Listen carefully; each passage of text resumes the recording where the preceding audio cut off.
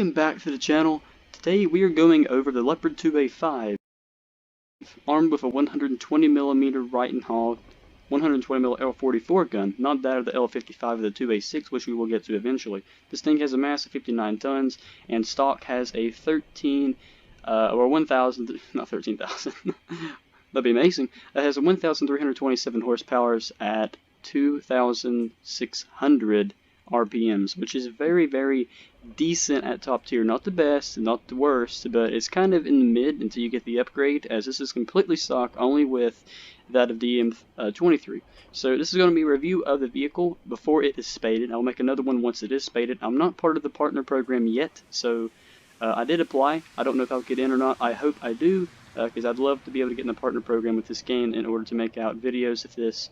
And just add in a lot more things we can do with this channel and this game. So baseline, you have basically a 7.4 second reload. I have a little bit of crew upgrades, so it's a 6.9 second reload. Turret rotation is by far from the best, but better than that of the Soviets. Your gun elevation is -9, which is very, very good. One of the best in game, if not the best. And your top speed is 68 kph, which is about the average of most top tier vehicles.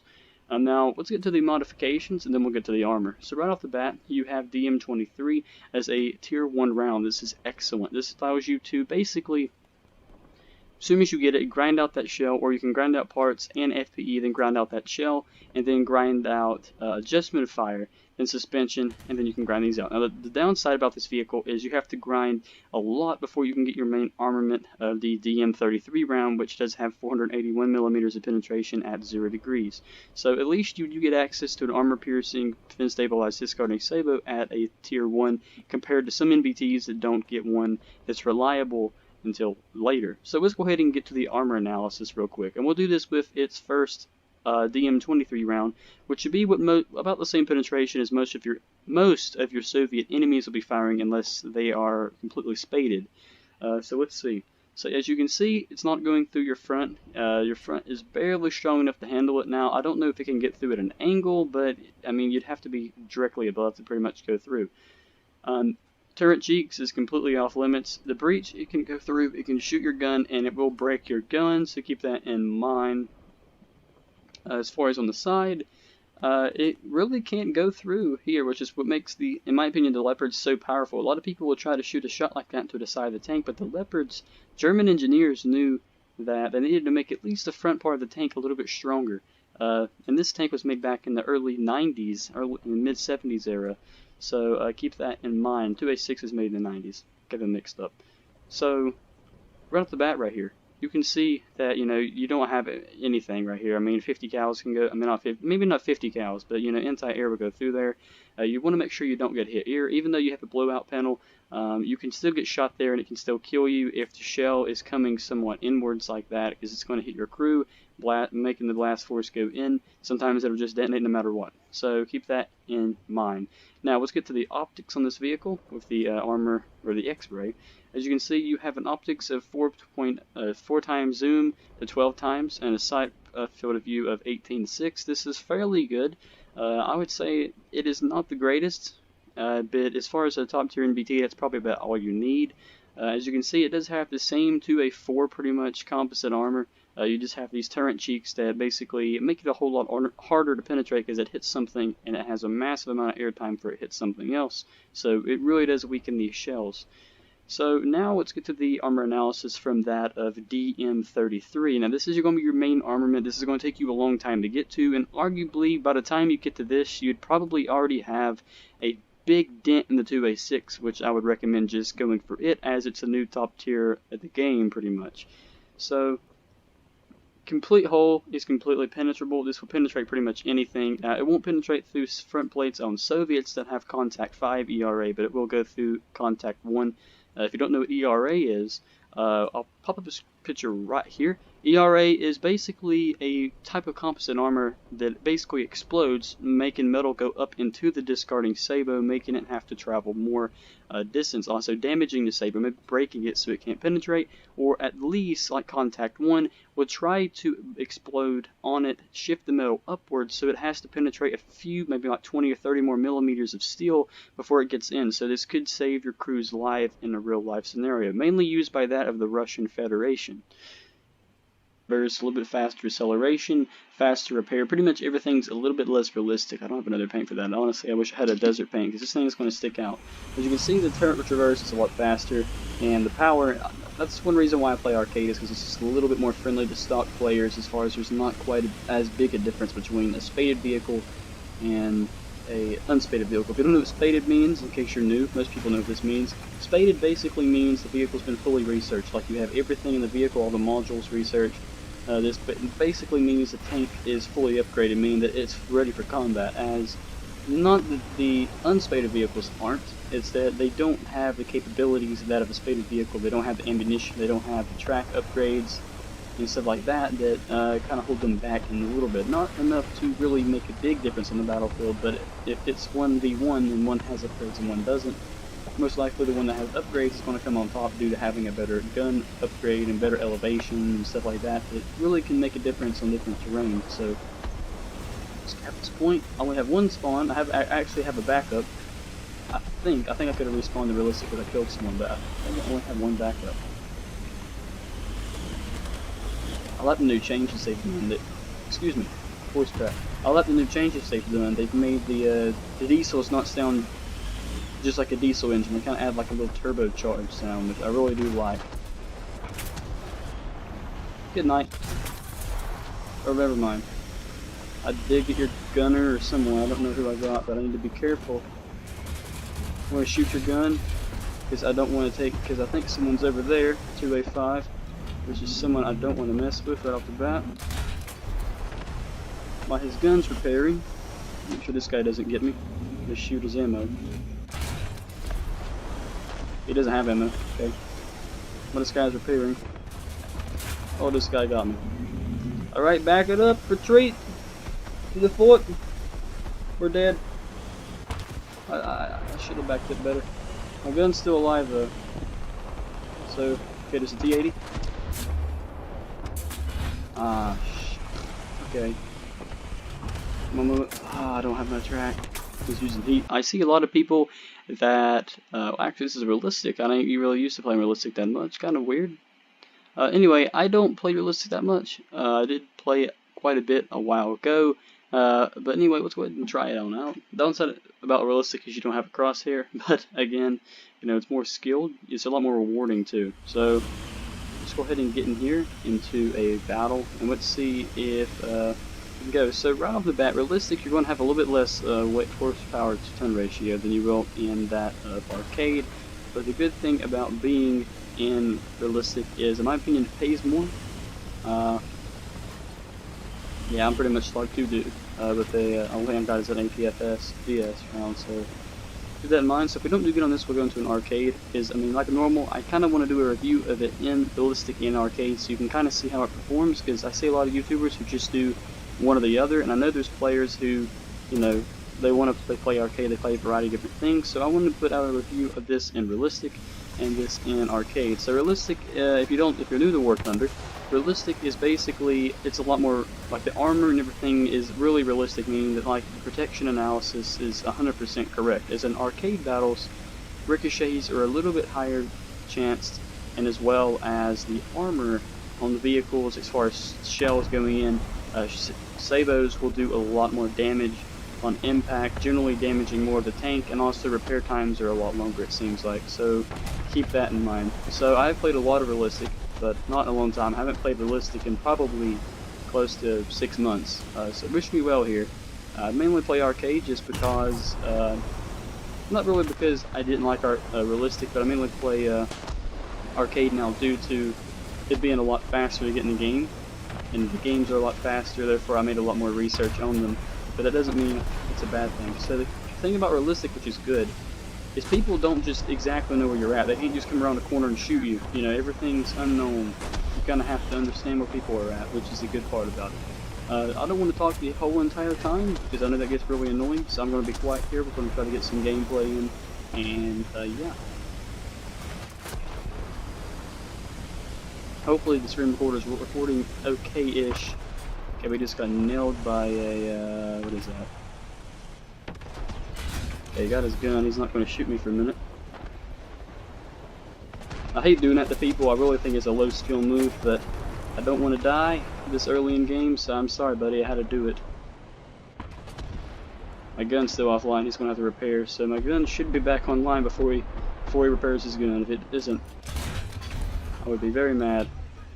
Okay, so we did put him on fire. Okay, now his gun's repaired. We need to shoot that gun again.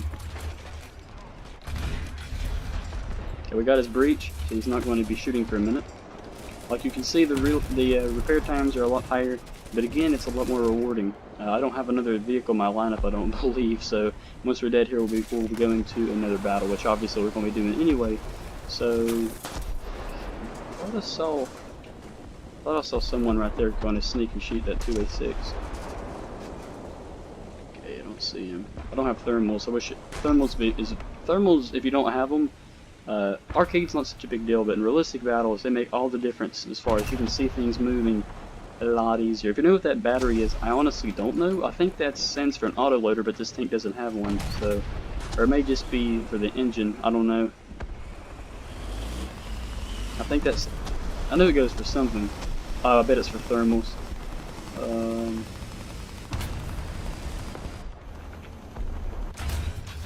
Okay, there we go. A bit of lag.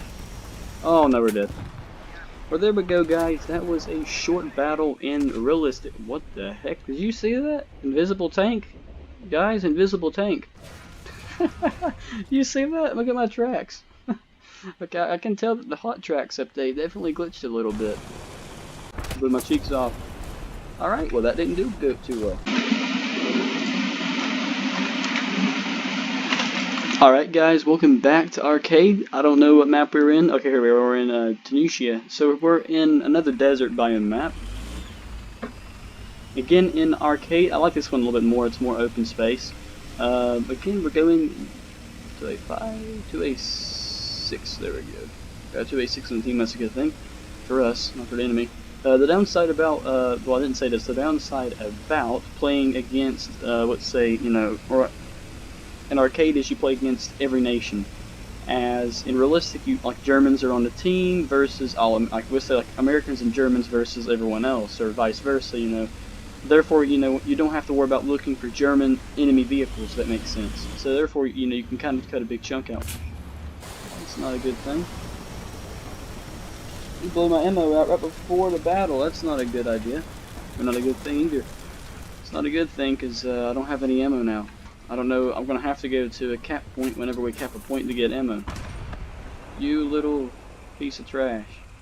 Camping spawn. That's not a good idea, bro. Anyway. Trying to think here. Let's go. I think we can cap. We're going to head over here. I got one shell. I mean, I got enough to kill someone, obviously, but no. I think I'm going to head for. I think I'm just going to go for A. I think I'd actually have a respawn. So if I do, okay. Well, apparently you're going to just sit there and camp.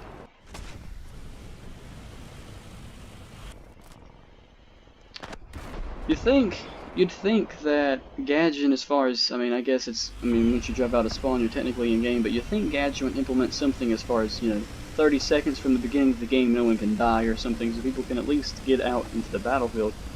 I know how frustrating that is being a mouse, and then all of a sudden heat FS round. If you don't know what that is, it's basically a heat round kind of penetrates in your armor, then it explodes, causing a massive vibration that causes metal to flake off inside the tank. Also, it depends if it flakes off or if it penetrates and it explodes in tank. So it's a bunch of different ways how heat FS can work. So we're going to be on the losing team again, mainly versing Russians, which is, I mean, honestly, if you're not on the Russian team, you're not going to win much in this game, sadly. Unless you're on massive Hebrews, or basically your massive German team. So trying to find someone to shoot at. We haven't had much action in today's video, and I really do apologize, guys. I'm really trying to get into the War Thunder stuff, because I really like playing this game. just hoping you guys enjoy watching it. I know a lot of you guys on the channel watch different stuff, but it would be nice if you just click on the video and like the video, even if you ain't going to watch the entire thing, because it just helps the channel out and just helps video out completely. Right now we have 423 subs. I want to say thank you for that. I'm just wanting to say that if all 400 of you, or if even 10% of you, if even like 25 of you could click on each video and just like it, that makes the video rank so much higher in the search rankings. Therefore, it makes the video do better and get more people to see it. Therefore, it helps me have confidence in making videos. I like making them, but at the same time, I'm not going to make them if they don't get viewed, if that makes sense, because it's a big waste of time on my end. You know, spending an hour plus making a video, then an hour plus editing the video, all to just get, you know, I don't know, viewers that aren't interested. You know, I don't want that. I want, you know, everyone to be interested in what I'm making. So obviously right there, we did die. Well, this is a fabulous vehicle in the game.